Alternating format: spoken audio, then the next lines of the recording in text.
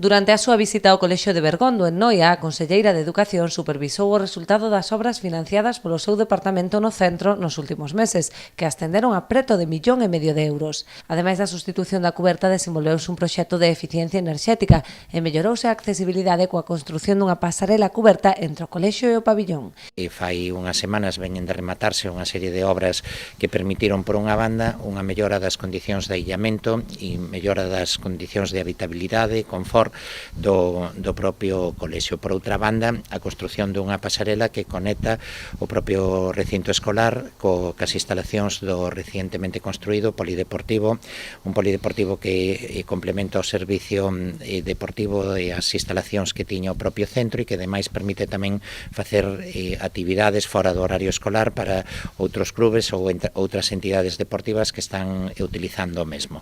Ademais das melloras nas instalacións, Carmen Pomar destacou a gran implicación académica da comunidade educativa do Felipe de Castro, coa súa participación en numerosos programas impulsados pola Consellería.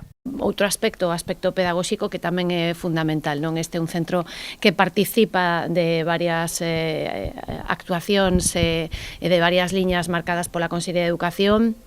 É un centro que ten material tecnolóxico e está incluído no programa Edisgal. Tamén participa en contratos programa con líneas de reforzo para aqueles nenos e nenas que teñen máis dificultades académicas e tamén está no plan de bibliotecas escolares. Polo tanto, bueno,